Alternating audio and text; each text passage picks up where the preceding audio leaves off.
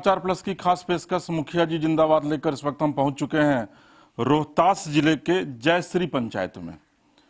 यहां की वर्तमान मुखिया ज्योति देवी जी हैं। यहां की कुल आबादी 12,000 है, 6,000 मेल और 6,000 फीमेल है।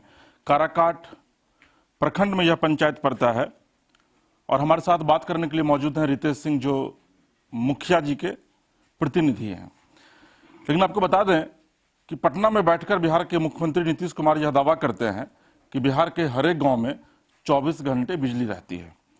लेकिन हमें यहां पहुंचे लगभग आधा घंटा से ज़्यादा का वक्त बीत चुका है, लेकिन यहां पर बिजली गुल है और लोग गर्मी से हलकान है, परेशान है।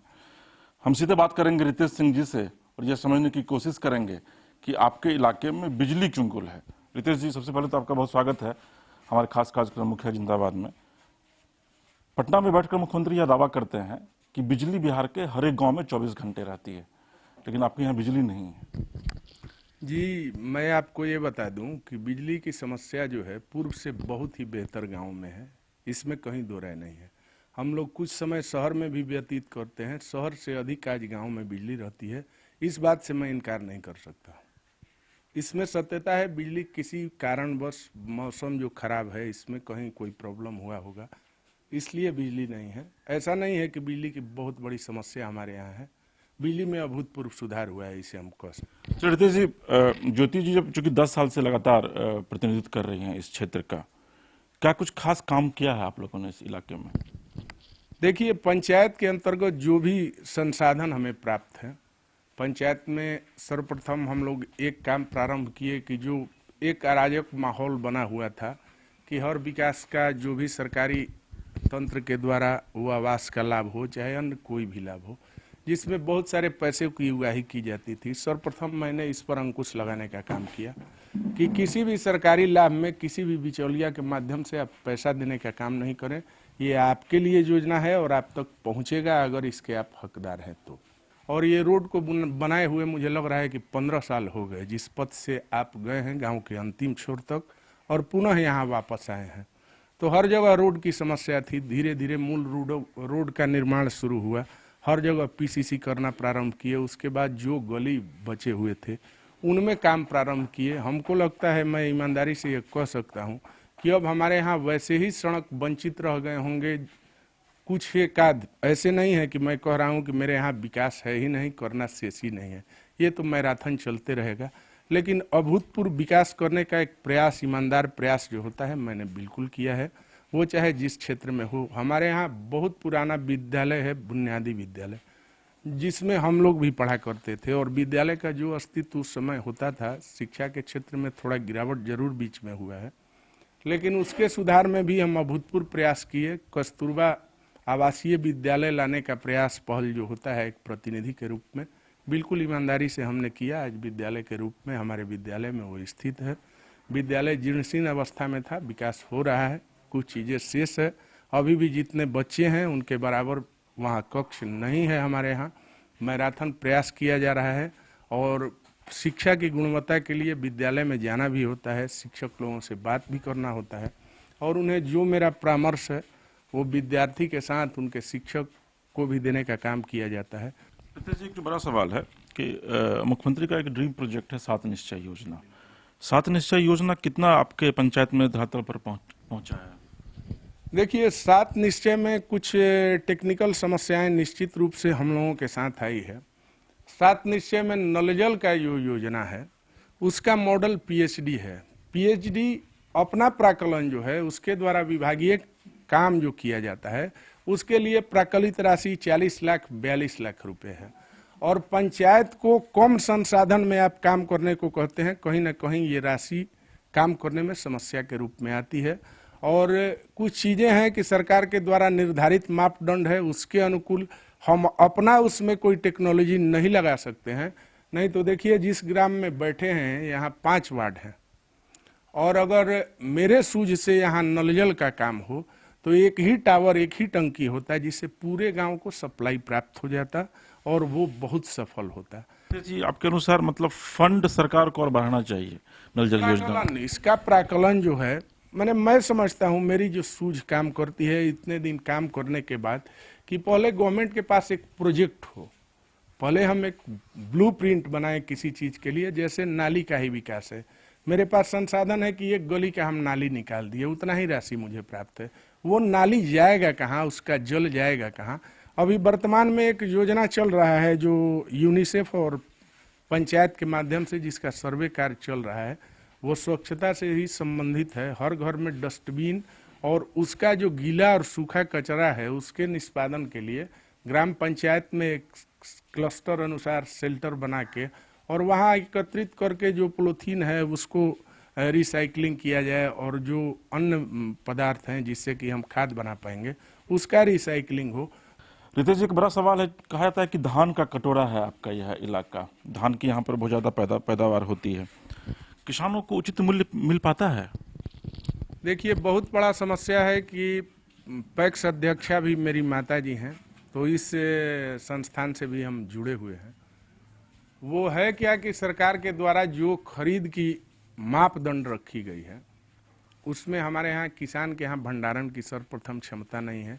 किसी किसान बहुत परिश्रम से धान तो उगा लेते हैं, लेकिन ऐसा आप कहिएगा कि इस धान को इस समय हम लेंगे, आपके धान में नमी है, निश्चित रूप से जब हमारे यहाँ कटनी होती है, जो सरकार के द्वारा मापदंड बनाई गई है कि धान के नमी की ये मात्रा हो, वो उस समय नहीं होती है। उसके लिए भंडारण करना होगा और उसे सुखाना होगा। यहाँ जहाँ आप बैठे हैं वो एक बहुत बड़े हमारे यहाँ के किसान हैं। अभी अगर सच पूछिएगा तो गांव में सबसे अधिक खेती इन्हीं के द्वारा की जाती है। ये धान से हार्वेस्टर कटिंग इस वर्ष की बात बता रहे हैं कि कटिंग इनके द्वारा करा ली गई। हमने कहा कि आप इसको भंडारण कीजिए, हम अपने हिसाब से इस धान को उठा लेंगे। एक बड़ा सवाल है कि स्वास्थ्य जो है मानव के जीवन की सबसे एक महत्वपूर्ण कड़ी के रूप में आप कह सकते हैं, क्योंकि कहा जाता है कि स्वस्थ रहना आदमी के लिए बहुत ज़्यादा जरूरी है। कोरोना के संक्रमण काल से पूरा देश गुजरा है, आपके पंचायत में क्या स्थिति रही और थर्ड वेव की भी आहट सुनाई पड़ रही है, इसको लेकर के क्या कुछ प्लानिंग किया है आपने? देखिए, पंचायत को पूर्व में भी सबसे प्रथम जब कोरोना का प्रारंभ हमारे यहाँ शुरू हुआ उस समय मैक्सिमम लोग हर जगह वो लॉकडाउन को जी स्थिति बनी, सारे लोग घर में बैठ गए। निश्चित रूप से सरकार का भी वो रहा और लोगों की भी महत्वपूर्ण भागीदारी रही कि सरकार का सहयोग लोगों ने किया, इस ओर ध्यान दिया कि इस महामारी को हम नियंत्रण कर लें। उस समय मेरे द्वारा भी अथक प्रयास किया गया, एक दिन घर में नहीं बैठे, सैनिटाइजर का छिड़काव हो तब, गली की सफाई हो तब, इन सब व्यवस्थाओं को बखूबी किया गया। लेकिन इसके लिए सरकार के द्वारा कोई धनराशि पंचायत को प्राप्त नहीं होता है। मुझे आवश्यक है कि मुझे सैनिटाइजर छिड़काव करना है, लेकिन सरकार का दिशा निर्देश है कि आप साबुन और मास्क वितरित कर दीजिए, जो कि मैक्सिमम लोग वो रखे हैं, मास्क रखे हैं, वो उपयोगी नहीं है। उपयोगी ये है कि उस समय वो जो छिड़काव हो और सफाई हो, इस ओर ध्यान दिया जाए। जी, अच्छी बात है। एक बड़ा महत्वपूर्ण सवाल है कि शिक्षा मानव के जीवन की सबसे महत्वपूर्ण कड़ी है। शिक्षा को लेकर के आप बता रहे थे कि आप काफ़ी कंसस है, लेकिन इन कमिंग डेज अगर आप जीतते हैं तो आपने कुछ रोड मैप तैयार किया है कि ताकि यहाँ के बच्चों के भविष्य को और संवारा जा सके? शिक्षा के क्षेत्र में सर्वप्रथम तो ये समझिए कि ये बुनियादी जो ढांचा है ग्राम पंचायत से नहीं सुधर सकता है। सरकार के द्वारा जो नीति निर्धारण होता है, निश्चित रूप से सरकार तक हम लोग अपनी जो भी क्षमता है उस क्षमता के माध्यम से ये बात रखने का प्रयास करेंगे कि शिक्षा के क्षेत्र में निश्चित रूप से हरासमेंट हुआ है और शिक्षा की गुणवत्ता जो है उसका सुधार होना चाहिए। शिक्षा के क्षेत्र में पहले क्या था कि मैंने विद्यालय अब नियमित खुलना एक आपके यहाँ समस्या है। शिक्षा की हम बात करते हैं, थोड़ा सा निश्चित रूप से इस पर हम लोग जिस समय पढ़ा करते थे वो गुणवत्ता जो थी और विद्यालय का जो प्रारूप था वो मिट्टी का ही विद्यालय था, खपड़ैल ही विद्यालय था, लेकिन जो उसकी प्रकृति थी, जो उसका सौंदर्य था, बिल्कुल एक विद्या के मंदिर के रूप में दिखता था। आज कहीं ना कहीं सामाजिक क्षरण कहिए या वो जो शिक्षा के क्षेत्र में शिक्षा के गुरु हैं, जो हमारे पिता को भी पढ़ाया करते थे, हमें भी पढ़ाया और हमारे पुत्र को भी पढ़ाते थे, और उनका सिर्फ और सिर्फ ज्ञान देना एक विजन होता था।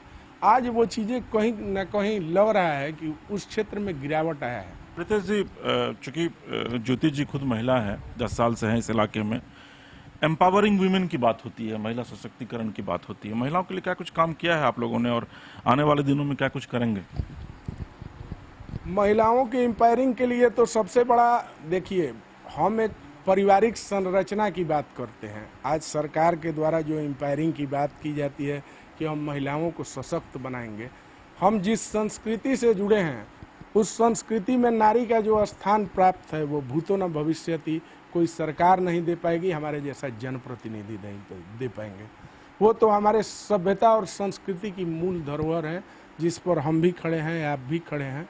वो मातृत्व शक्ति महिला के अंदर है, उसको शक्ति प्रदान करने की किसी को आवश्यकता नहीं है। मुझे नहीं लगता है ऐसा कि वो किसी के सहारे हैं।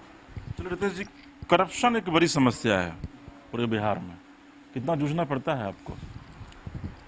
देखिए, सर्वप्रथम तो करप्शन एक सेंस में आदमी कहता है कि जैसे वायुमंडल में धूलकण है वैसे करप्शन है, लेकिन मेरी अपेक्षाएं क्या है कि आप जो हैं, आपका बेटा भगत सिंह हो जाए और मेरा बेटा एक क्लर्क हो जाए।